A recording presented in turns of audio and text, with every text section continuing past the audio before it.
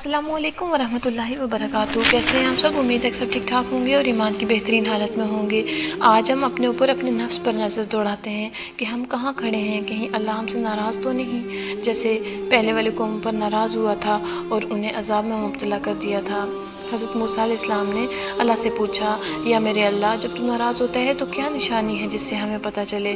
اللہ تعالیٰ نے فرمایا، اے موسیٰ، بارشیں بے وقت کرتا ہوں جب میں ناراض ہوتا ہوں، حکومت بیوقوف لوگوں کو دیتا ہوں، سمجھداروں کو نہیں، پیسہ بہیلوں کو دیتا ہوں، کنجوس لوگوں کو دیتا ہوں جو کسی پر حج کرنے کی ہمت نہیں رکھتے، اور جب خوش ہوتا ہوں تو بارشیں وقت پر کرتا ہوں، حکومت سمجھدار لوگوں کو دیتا ہوں اور پیسہ سخی لوگوں کو دیتا ہوں تاکہ وہ اپنے اوپر حج کرنے کے ساتھ ساتھ غریبوں پر بھی حج کریں۔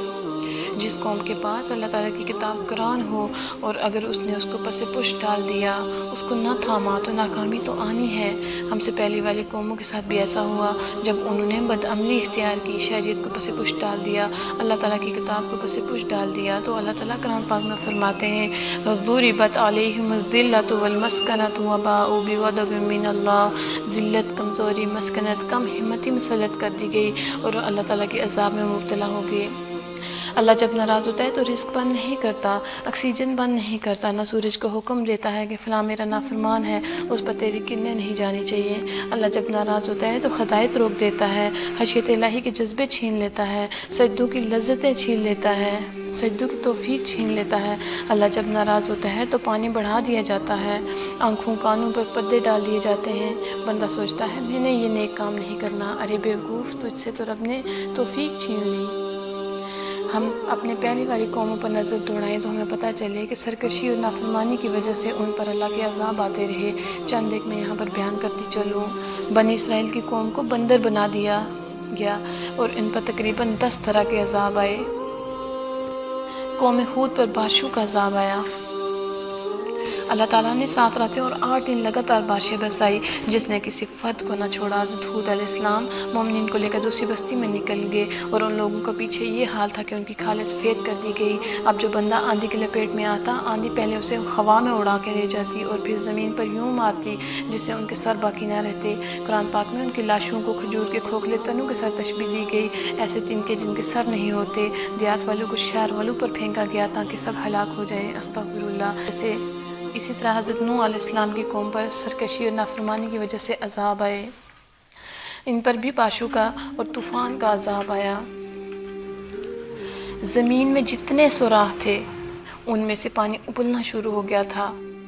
اس سے بڑا عذاب، اس سے بڑا طوفان پوری دنیا میں اس کے بعد نہیں آیا، اور سوائے حضرت نوح علیہ السلام کی کشتی میں سوار کے سب مارے گئے تھے۔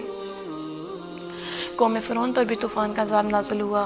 حضرت لوط علیہ السلام کی قوم پر پتھر برسائے گئے۔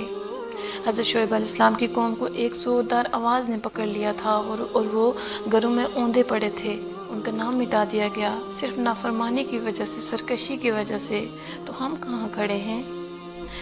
آج ہم نے بھی دین کو پس پش ڈال دیا، ظلم و زیادتی عام ہو گئی، ہر طرف ناچ گانا اور فحاشی پھیل گئی، اللہ کی نماز قرآن کو پس پش ڈال دیا، شریعت کو بلا بیٹھے۔ اللہ ہم سے بھی ناراض ہے، ہمیں اس کو منانا ہے، استغفار کر کے اللہ سے اپنے گناہوں کی معافی مانگ کر ہمیں اللہ کے عذاب سے ڈرنا چاہیے اور اللہ کی طرف لوٹنا چاہیے۔